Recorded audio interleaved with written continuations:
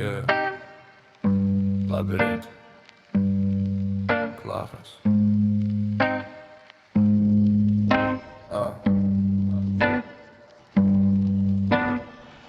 Asfalt üstünde rəqs edən kölgə, Xəritədə yoxdur bu gizli bölgə.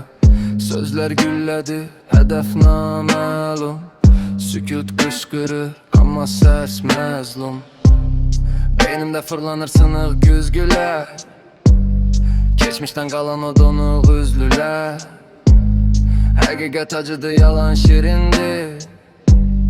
Dənizdə yazdı amma quyu dərindi. Neon ışıqlar, beton divarlar, gözümün önündə uçur qatarlar. Məntiq axtarma, bura xaosdur. Həyat bir düymə, bəlkə pozdur. Duman duman şəhər yalan, zaman donub kimidir qalan. Bax bax güzgüdəsən, fərqli dünya, fərqli bədən. Tik tak saat vurur, boşluq mənə tələ qurur. Qaç qaç hara qədər, bu labirint səni güdər.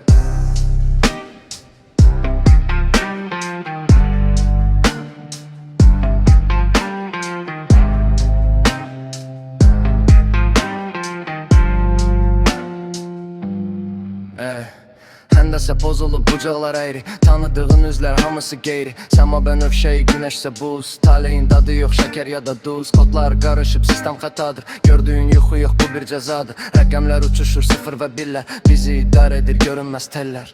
Ayağım yerdədir, alım kosmosda, cavablar gizlənib köhnə poçt qutusunda. Mənə axtarma, sadəcə hiss et, ritmi tutdunsa irəli get. Duman duman şəhər yalan, zaman donub kimdir qalan. Bax bax güzgüdəsən, fərqli dünya, fərqli bədən. Tik tak saat vurur, boşluq mənə tələ qurur. Qaç qaç hara qədər, bu labirint səni güdər.